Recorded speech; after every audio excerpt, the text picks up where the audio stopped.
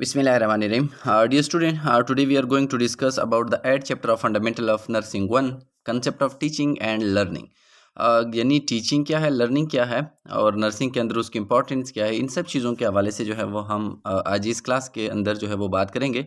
तो सबसे पहले अगर हम ऑर्डिनरी बात करें रदर देन द स्लाइड, तो देखिए टीचिंग एंड लर्निंग यानी टीचिंग का मतलब ये है किसी बंदे को इन्फॉर्मेशन देना, किसी बंदे को जो है किसी आइडियाज़ के बारे में उसको समझाना। और लर्निंग का मतलब ये है ना, अगर किसी जो है एक्शन की वजह से या किसी जो है इन्फॉर्मेशंस की वजह से एक स्टूडेंट के अंदर, एक इंसान के अंदर अगर कोई जो है बिहेवियर के अंदर उसकी चेंजेस आ जाए, तो उसको हम कहते हैं लर्निंग। यानी टीचिंग का अल्टरनेटिवली जो पर्पस है वो है लर्निंग। तो देखिए क्वेश्चन से राइज हेयर कि फिर नर्सिंग के अंदर जो है वो टीचिंग और लर्निंग की क्या ज़रूरत है। तो देखिए अस्पताल के अंदर ज़्यादातर inside the hospital we deal with the patients along with too much different problems. और जहाँ पे एक मरीज़ को समझाना होता है, एक मरीज़ को अपनी बिहेवियर के बारे में उसको गाइड करना होता है, एक मरीज़ की काउंसलिंग करनी होती है। तो ये सारी वो चीज़ें हैं where we need teaching and learning. या इसी तरह फॉर एग्जांपल एक मरीज़ है और हम उसको हॉस्पिटल से डिस्चार्ज कराते हैं, तो डिस्चार्ज प्लान में एक लाजमी पार्ट जो है वो है उसकी एक्टिविटी ऑफ डेली लाइफ के हवाले से एक मरीज़ को समझाना कि आपकी डाइट प्लान किस तरह होगा, मेडिकेशन आपने कौन सी टाइम के ऊपर लेने हैं। तो ये सारी वो चीज़ें हैं जो एक मरीज़ को हम समझाते हैं when the patient leave the hospital. तो इसी वजह से उसको टीच करना या उसको अगर कोई ऐसी प्रोसीजर्स है उसके हवाले से उसके अटेंडेंट्स को टीच करना और डिमॉन्स्ट्रेट कराना। जिस तरह फॉर एग्जांपल एक स्ट्रोक का पेशेंट्स है और हम उसको डिस्चार्ज करा रहे हैं घर, तो वो स्ट्रोक का पेशेंट जो है उसको एनजी ट्यूब के ऊपर फॉर एग्जांपल फीडिंग दी जाती है। तो एनजी ट्यूब्स के ऊपर उसको किस तरह फीडिंग देना, उसको किस तरह इस्तेमाल करना, तो अगर हम उसके हवाले से उसको डिमॉन्स्ट्रेट करें, उसको टीच करें, तो दिट इज़ कॉल्ड टीचिंग। और अल्टरनेटिवली उसका जो पर्पस होता है वो यह है कि उसके फैमिली मेम्बर्स एबल्स हो जाए कि वो इंडिपेंडेंटली एनजी ट्यूब यूज़ करे फॉर द फीडिंग पर्पस। तो देखिए ये तो एक छोटा सा एग्जांपल था। इसी तरह और भी बहुत ज़्यादा एग्जांपल्स है we study in the chapter. बहुत सारे एग्जांपल्स है where we needs teaching and learning inside the hospital. सबसे पहले अगर हम ऑब्जेक्टिव की बात करें, at the end of this unit the learner would be able to define teaching and learning. यानी टीचिंग क्या है, लर्निंग क्या है, identify the learning needs of the patients at the clinical side. एक क्लिनिकल साइड पे जब हम एक मरीज़ को डील करते हैं, जब हम एक मरीज़ की केयर करते हैं, तो वहाँ पे कौन सी ऐसी नीड्स है जहाँ पे लर्निंग की ज़रूरत होती है, उसको आइडेंटिफाई करना। And develop teaching learning plan. एक मरीज़ के लिए टीचिंग लर्निंग प्लान हम किस तरह डेवलप कर सकते हैं। और उसके अलावा performs health teaching eight the clinical site. और क्लिनिकल साइट पे हम हेल्थ टीचिंग किस तरह प्रैक्टिकली परफॉर्म कर लेते हैं। तो देखिए मल्टीपल प्रॉब्लम्स के साथ पेशेंट जो है वो इंटर्ड होते हैं इनसाइड द हॉस्पिटल, और हर एक पेशेंट्स के डिफरेंट प्रॉब्लम्स होते हैं। तो हम उसकी प्रॉब्लम्स के बिहाफ पे हम उसके लिए टीचिंग प्लान सेट कर लेते हैं, और उसी टीचिंग प्लान को हम एक पेशेंट्स के ऊपर इम्प्लीमेंट कर लेते हैं, और लास्ट में हम उसको इवैल्यूएट करके पेशेंट की बिहेवियर के अंदर, पेशेंट की ट्रीटमेंट के अंदर जो चेंजेस आते हैं उसको हम अच्छी तरीके से असिस कर सकते हैं। तो first of all we define teaching and after that learning. Teaching, it is an active process in which one person share information with other to provide them with the information to make behavioral changes। यानी teaching एक active process है। Active का मतलब यह है it is a changeable process. ये एक active process है जिसके अंदर जो है एक बंदा किसी दूसरे लोगों के साथ, किसी दूसरे पर्सन के साथ इंफॉर्मेशन शेयर कर लेते हैं, और इन्फॉर्मेशन का मकसद ये होता है कि उस दूसरे बंदे के अंदर, उसकी बिहेवियर के अंदर जो है वो चेंजेस लाए। तो टीचिंग का मतलब यह है लोगों के साथ इंफॉर्मेशन शेयर करना, लोगों के साथ आइडियाज़ शेयर करना। किस मकसद के लिए? यानी इस मकसद के लिए ताकि उसकी वजह से जो ऑडियंस होते हैं, जो हमारी बात सुनते हैं, जिसको हम इंफॉर्मेशन देते हैं, उसकी बिहेवियर के अंदर जो है वो चेंजेस आ जाए। जिस तरह एक टीचर्स होता है, एक लेक्चरर्स होता है, तो वो हमेशा उसका ये मकसद होता है कि वो स्टूडेंट के साथ इंफॉर्मेशन शेयर कर लेते हैं, स्टूडेंट के साथ बिहेवियर के बारे में मल्टीपल जो है वो डिस्कशन कर लेते हैं। और हम इन सब चीज़ों का ये मकसद होता है कि स्टूडेंट एक्टिव्स हो जाए, स्टूडेंट जो है वो कुछ न्यू चीज़ लर्न करे, और उसकी बिहेवियर के अंदर जो है वो चेंजेस आ जाए। अब इसके बाद जो हम बात करने जा रहे हैं लर्निंग की, it is the process of assimilating information with a resultant change in behaviour. यानी लर्निंग एक ऐसी प्रोसेस है जिसमें हम एसिमिलेट कर लेते हैं इंफॉर्मेशन को, किस चीज़ के साथ, बिहेवियर के अंदर जो चेंजेस आते हैं उसके साथ। यानी एक मरीज़ को जो हमने इन्फॉर्मेशन दी है उसको हम कंपेयर कर लेते हैं, उसकी पर्सनैलिटी के अंदर जो बिहेवियर के अंदर चेंजेस आए हुए हैं, अगर उसके दरमियान काफ़ी जो है इम्प्रूवमेंट आया हुआ है तो हम उसकी इसको हम कहते हैं लर्निंग। यानी लर्निंग का मकसद ये है कि लर्निंग में हम एक बंदे को जो हम इन्फॉर्मेशन देते हैं और उस इन्फॉर्मेशन के रिज़ल्ट में उसके बिहेवियर के अंदर जो चेंजेस आते हैं उसको हम कंपेयर कर लेते हैं, तो इस प्रोसेस को हम कहते हैं लर्निंग। यानी देखिए टीचिंग में इन्फॉर्मेशन देना और किस मकसद के लिए, ताकि उस ऑडियंस के अंदर, उस स्टूडेंट के अंदर, उसी क्लाइंट के अंदर, उसी पेशेंट्स के अंदर, उसकी बिहेवियर के अंदर चेंजेस आ जाए। और लर्निंग का मकसद यह है, यानी लर्निंग इसको हम कहते हैं जिसमें हम उसी इन्फॉर्मेशन को उसकी बिहेवियर के अंदर जो चेंजेस आते हैं उसको साथ अगर हम उसको कंपेयर करें तो उसको हम कहते हैं कि दीज आर कॉल्ड लर्निंग। या लर्निंग की अगर हम दूसरा डिफिनेशंस करें, learning refer to relatively permanent change in behaviour resulting from practice और एक्सपीरियंस।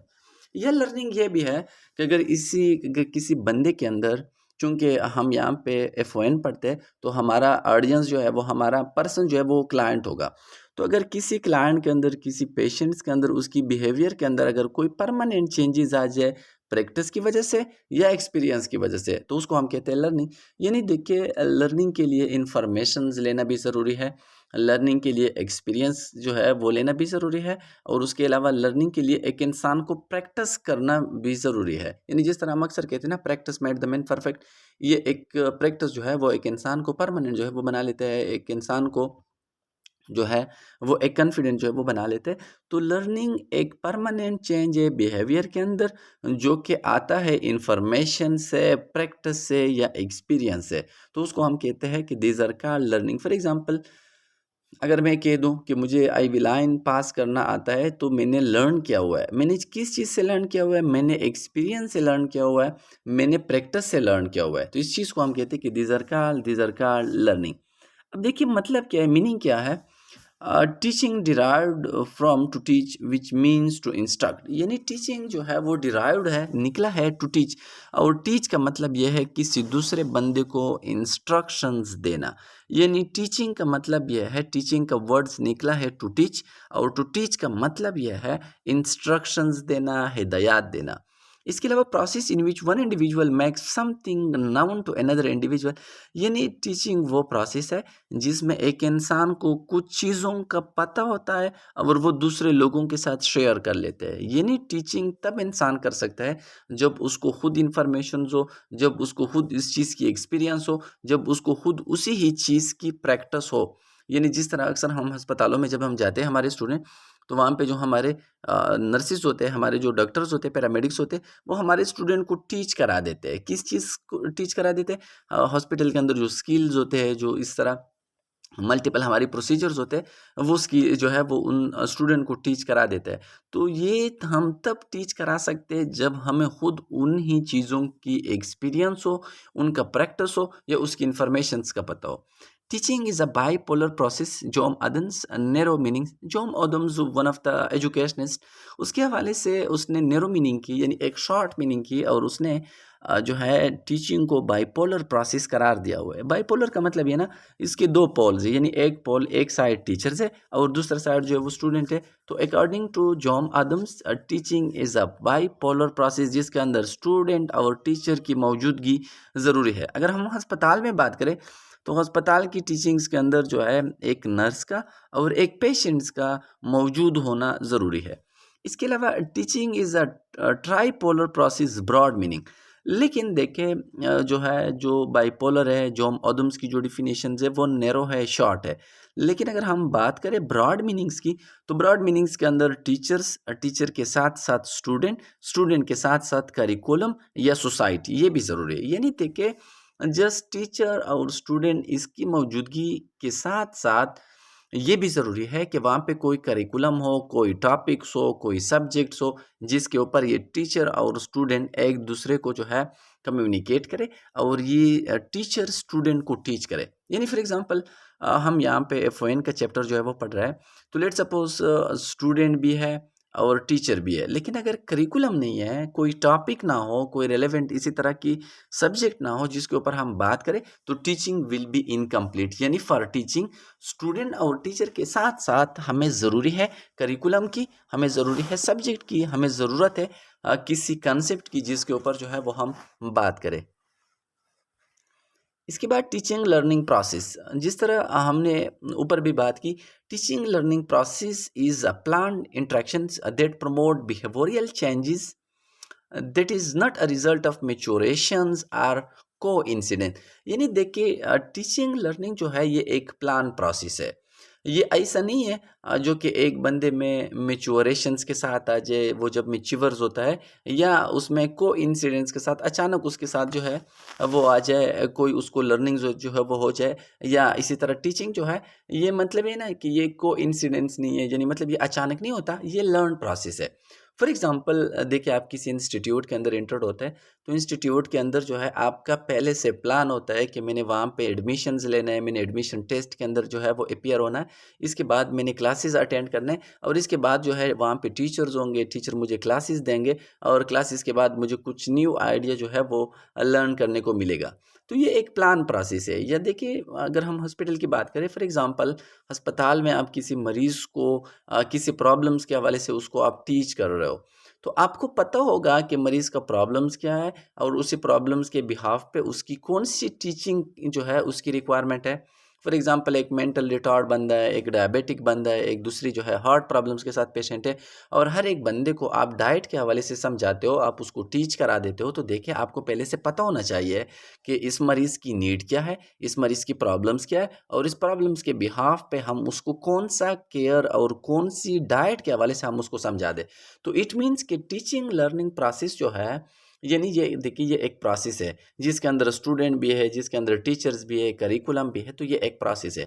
ये प्रोसेस इसी तरह नहीं है कि एक बंदा जब मैच्योर होते हैं तो उसको ज़्यादातर चीज़ों का पता होता है। या फॉर एग्जांपल हम एक बात करें कि लेट सपोज एक बंदा है, जब उसको उसका एज इंक्रीज होता है तो उसको नर्सिंग के स्किल्स आते हैं। नो, नर्सिंग की स्किल्स के लिए आपने यूनिवर्सिटीज़ जाना है, आपने किसी नर्सिंग कॉलेज के अंदर एडमिशन लेना है, वहाँ पे आपने क्लासेस अटेंड करने हैं, तब आपको जो है नर्सिंग की स्किल्स का पता होता है। तो ये एक प्लान प्रोसेस है, और ये एक इंटरेक्टिव प्रोसेस है जिसके अंदर टीचर और स्टूडेंट एक दूसरे के साथ इंटरेक्शंस कर लेते हैं, और इंटरेक्शंस के रिजल्ट में उसके अंदर कोई न्यू चीज़ें जो है आ जाते हैं।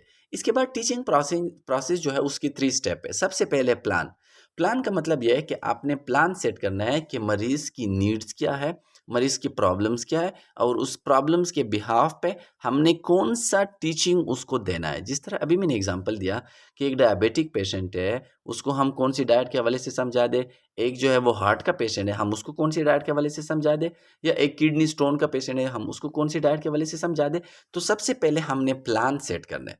दूसरी बात, हम उस प्लान को इम्प्लीमेंट भी करें, मरीज़ के ऊपर हम उसको प्रैक्टिकली अप्लाई भी करें, और थर्ड स्टेप पे हम उसको इवैल्यूएट भी करें। हम देखें कि एक मरीज़ को फॉर एग्ज़ाम्पल आप डाइट के हवाले से आपने उसको समझाया कि आप डायबिटिक पेशेंट से, या फॉर एग्ज़ाम्पल आप हार्ट पेशेंट हैं, तो आप ऑयली चीज़ें इस्तेमाल ना करें। इसके बाद हमने फॉर एग्ज़ाम्पल उसको ऐसी डाइट प्रोवाइड कर दी जिसके अंदर ऑयली जो है कंसंट्रेशंस कम था। इसके बाद हमने कुछ टाइम के बाद उसको इवैल्यूएट भी किया कि उसकी लिपिड प्रोफाइल्स के अंदर, उसकी ट्राइग्लिसराइड लेवल के अंदर कोई डिक्रीज़ आ गया या नहीं।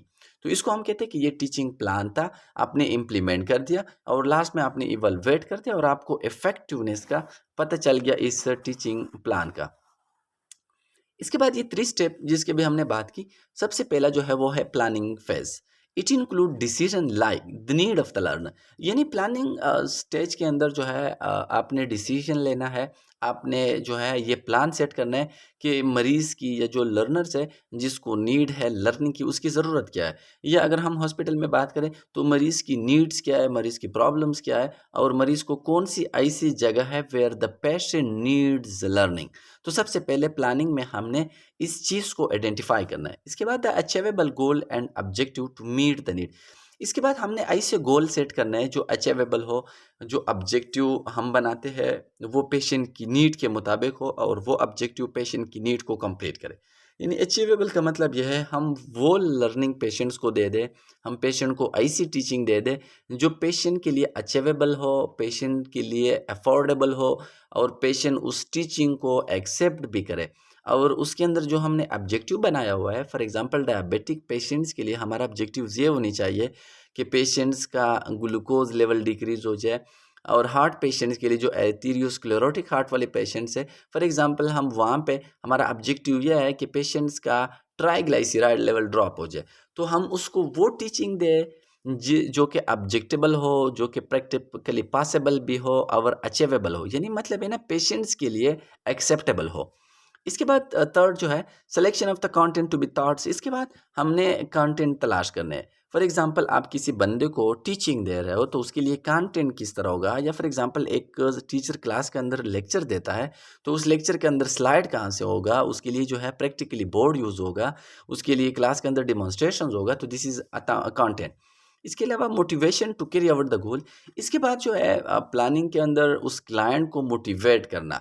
अगर क्लाइंट को आप मोटिवेट ना करें तो क्लाइंट टीचिंग को एक्सेप्ट नहीं करता, the client will not take interest in the teaching. तो इसी तरह क्लास के अंदर भी अगर हम हॉस्पिटल से बाहर बात करें तो अस्पताल से बाहर अगर कोई टीचर जो है वो क्लास दे रहा है तो उस टीचर को चाहिए कि सबसे पहले स्टूडेंट को मोटिवेट करे, स्टूडेंट को अंडरस्टैंड करे, स्टूडेंट को फिनोमिना एक्सप्लेन करे, और स्टूडेंट का जो ग्राउंड होता है उस ग्राउंड्स को पहले बना ले, और उसके बाद वहाँ पे जो है वो टीचिंग जो है वो स्टूडेंट को स्टार्ट करे। इसके बाद strategies most fit to carry out the goals. ऐसे स्ट्रेटजीज बनानी चाहिए जो कि गोल्स को कंप्लीट करने पे फिट हो जाए, यानी आपने ऐसी लर्निंग देना है, आपने ऐसी टीचिंग स्टार्ट करना है जो पेशेंट्स की नीड्स के ऊपर बिल्कुल फिट आ जाए। यानी मतलब है ना इधर उधर की बातें नहीं करनी चाहिए जो इरेलेवेंट हो या जिसका पेशेंट्स की लिए नीड ना हो, ऐसी बातें अवॉइड करनी चाहिए। इसके अलावा evaluation process to measures learning outcome. इसके बाद प्लानिंग के अंदर आपने कोई इवैल्यूएशन प्रोसेस भी सेलेक्ट करना है, यानी प्लानिंग में आपको ये भी पता होनी चाहिए कि अगर ये प्लान इम्प्लीमेंट हो जाए, ये प्लान पेशेंट्स के ऊपर अप्लाई हो जाए तो इसका इवैल्यूएशन किस तरह होगा, यानी इवैल्यूएशंस को भी देखना चाहिए इन द प्लानिंग स्टेज। इसके बाद कंसिडरेशंस इन प्लानिंग, यानी वो कौन सी चीज़ है जिसको हमने अंडर कंसिडरेशंस रखना है, जिसको हमने अपनी पॉइंट्स के अंदर रखना है जब हम प्लान सेट कर लेते हैं। तो सबसे पहले लर्नर्स को देखना है, लर्नर्स की मेंटेलिटी को देखना है, लर्नर की नीड्स को देखना है जब आप प्लान सेट कर लेते हो। इसके बाद अवेलेबिलिटी ऑफ मटेरियल, अपने टीचिंग के अंदर आपको जो चीज़ें चाहिए उसकी अवेलेबिलिटी को भी देखना चाहिए कि ये चीज़ अवेलेबल है या नहीं है। फॉर एग्जांपल एक टीचर क्लास के अंदर मल्टीमीडिया यूज़ करते हैं बट मल्टीमीडिया अवेलेबल ही नहीं है, तो आपने उसको अंडर कंसिडरेशंस रखना है।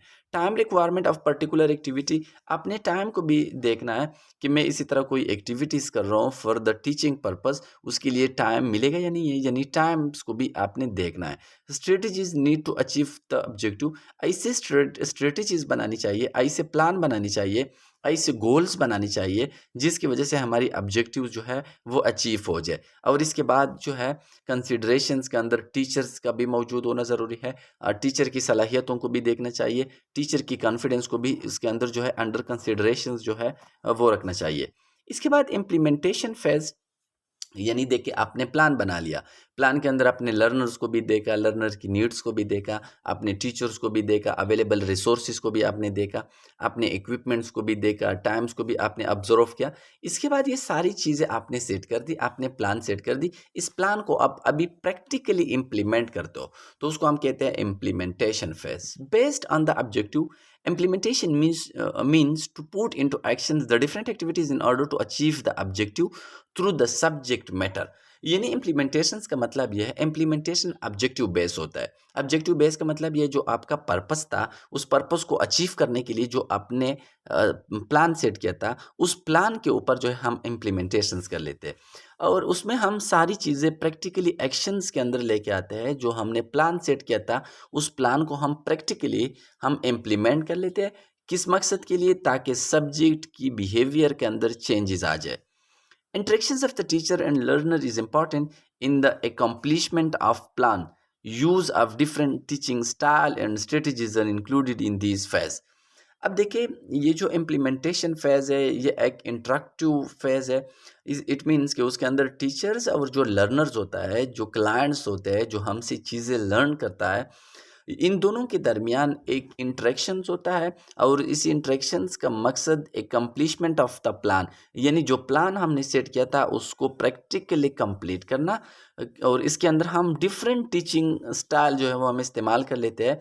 इसके अंदर जो है हम टीचिंग के जो स्टाइल्स है जिसकी हम बात करेंगे, एस्थेटिक्स कुछ लर्नर्स होते हैं, कुछ ऑब्जर्वर्स होते हैं, जो कुछ वर्ड्स वगैरह जो है वो लर्न कर लेते हैं, ये टीचिंग स्टाइल के अंदर हम डिस्कस करेंगे। और जो भी स्ट्रेटजीज होती है उसी स्ट्रेटजीज को हम उसी स्टेप के अंदर हम प्रैक्टिकली जो है वो लेके आते हैं। तो कहने का मकसद यह है कि इम्प्लीमेंटेशन फेज में जो चीज़ें हमने सेट की थी, जो प्लान हमने अरेंज किया था, उस प्लान को हम प्रैक्टिकली इम्प्लीमेंट करते हैं और उसके अंदर हम different strategies methodologies of the teaching जो है वो हम इसके अंदर इस्तेमाल कर लेते हैं।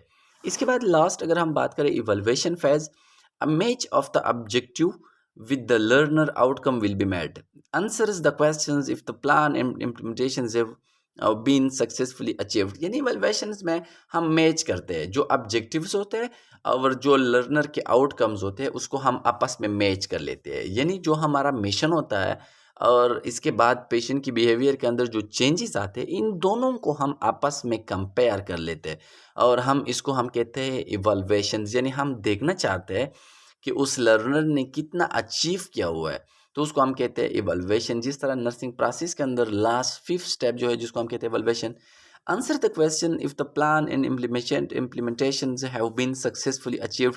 और हम आंसर्स कर लेते हैं, हम उसके अंदर जो लर्नर्स होते हैं हम उससे आंसर्स कर लेते हैं और उस आंसर्स की वजह से हमें सक्सेसफुलनेस का अंदाज़ा जो है वो हमें लग सकता है। इसके बाद फीडबैक एंड रिफ्लेक्शन।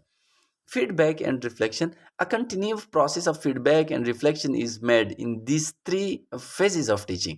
यानी देखिए फीडबैक और रिफ्लेक्शन इन तीनों स्टेप के अंदर ज़रूरी है, यानी प्लानिंग के अंदर, इसके अलावा इम्प्लीमेंटेशंस के अंदर और उसके साथ इवैल्यूएशंस के अंदर फीडबैक और रिफ्लेक्शन। यानी रिफ्लेक्शंस का मतलब ये ना आपने हर एक एस्पेक्ट को आपने ऑब्जर्व करना है, देखना है और अगर किसी जगह पे किसी चेंज की ज़रूरत है तो आपने उसको लेकर आना है ताकि आपका इवैल्यूएशन स्टेप स्ट्रांग हो। फॉर एग्जांपल आपने प्लान सेट किया था और उस प्लान के अंदर आपने कोई टीचिंग मेथडोलॉजी सेट की थी, जब आपको इम्प्लीमेंटेशंस में पता चला कि वो प्रैक्टिकली पॉसिबल नहीं है तो आप उसके अंदर जो है रिफ्लेक्शंस करें और उसको यानी ये आपको फीडबैक मिला कि लर्नर जो है उसी प्लान को अंडरस्टैंड नहीं कर सकता, तो आप अपनी मेथडोलॉजी चेंज करें। फॉर एग्जांपल एक टीचर्स है और उसने एक मेथडोलॉजी सेट की कि मैं सबसे ज़्यादा जो है वो यूज़ करूँगा यानी मल्टीमीडिया। जब उसको क्लास के अंदर फीडबैक मिला इम्प्लीमेंटेशंस के अंदर तो स्टूडेंट ज़्यादातर इंटरेस्टेड थे वाइट बोर्ड यूज़ करने में, तो उस टीचर को रिफ्लेक्ट करना चाहिए, उसको अपने आप को चेंज करना चाहिए ताकि लास्ट में जो इवैल्यूएशंस है, evaluation is understanding of the student, वो सक्सेसफुल हो जाए और स्टूडेंट को टॉपिक का पता जो है वो चलनी चाहिए। Reflection is the process embedded in teaching where the teacher requires into his actions and provide deep and critical thinking. यानी देखिए रिफ्लेक्शंस का मतलब यह है, ये एक एम्बेडेड प्रोसेस है टीचिंग्स के अंदर, यानी ये एक टीचिंग के अंदर एक छुपा हुआ प्रोसेस है जिसके अंदर एक टीचर को इंक्वायरीज मिलती है कि मैंने कौन सा एक्शंस लेना है और मैंने किस तरह जो है वो क्रिटिकली सोचना है। यानी रिफ्लेक्शंस आपको क्रिटिकली थिंकिंग पे मजबूर कर लेता है और जो लर्नर्स होते हैं उसकी नीड्स के हवाले से आपको गाइडेंस जो है वो प्रोवाइड कर लेता है। इसके बाद learning defined as a change in an individual behaviour caused by experience or self activity. यानी लर्निंग जो है एक इंडिविजुअल की बिहेवियर के अंदर जो चेंजेस होते हैं जो काज होते हैं एक्सपीरियंस से या सेल्फ एक्टिविटी से। यानी इस तरह भी हो सकते हैं कि कुछ लोग इस तरह होती है कि वो बार बार प्रैक्टिस कर लेते हैं, सेल्फ प्रैक्टिस कर लेते हैं और उसकी वजह से उसको कोई चीज़ जो है वो लर्न करने को मिलता है। implies that learning can only happen through the individual activity और हिज ओन डूइंग। यानी देखिए लर्निंग हमेशा जो है वो काज होते हैं जब एक इंडिविजुअल कोई एक्टिविटीज़ करे, किसी क्लास के अंदर बैठ जाए या खुद वो कोई चीज़ करे तो उसकी वजह से उसको लर्निंग मिलेगा। यानी अक्सर देखिए कुछ लोग इस तरह भी होते हैं कि वो एक चीज़ लर्न कर लेते हैं बाय सेल्फ, यानी ट्राई एंड एरर से वो चीज़ें लर्न कर लेते हैं, बट ट्रायल एंड एरर जो है हमारे फील्ड के अंदर, नर्सिंग के अंदर, हेल्थ के अंदर वो एक्सेप्टेड नहीं है। एंड जिस तरह हमने प्रीवियस चैप्टर के अंदर हमने बात की कि पहले ज़माने में जो हमारी फील्ड की जो हमारी इम्प्रूवमेंट थी, उसी टाइम पे जो क्लासिकल टाइम था, जो स्टोन एरा था, उसके अंदर नर्सिंग की स्किल्स लोग ट्रायल एंड एरर से सीखते थे। कैन बी इंटेंशनल्स और अनइंटेंशनल। लर्निंग इंटेंशनल्स भी हो सकता है और अनइंटेंशनल भी हो सकते हैं। इंटेंशनल्स का मतलब ये ना कि एक बंदे का सोच होता है, शौक होता है कि मैं ये चीज़ लर्न करूँ, उसका एक डिज़ायर होता है। अनइंटेंशनल्स का मतलब ये है कि फॉर एग्ज़ाम्पल 2 लोग थे या 2 पर्सन्स थे, आपस में एक चीज़ डिस्कस कर रहे थे और आप उसी के अंदर बैठे हुए थे और आप उसी में से अनइंटेंशनली, यानी आपका सोच नहीं था, बट आपने एक चीज़ जो है वो लर्न किया। तो इट मीन्स कि एक इंसान इंटेंशनली भी, कि फॉर एग्ज़ाम्पल एक स्टूडेंट है और उसके दिमाग के अंदर कोई क्वेश्चंस है और वो सर से पूछ ले। तो उसका मतलब है ना, इंटेंशनली वो चीज़ लर्न कर लेते हैं। या इसी तरह क्लास के अंदर एक स्टूडेंट है, उसने क्वेश्चंस नहीं पूछा, बट उसी दूसरे स्टूडेंट ने जो क्वेश्चंस पूछा उसकी वजह से उसको भी एक आइडिया हुआ। तो उसको हम कहते हैं कि दीज़ आर कॉल्ड अनइंटेंशनल।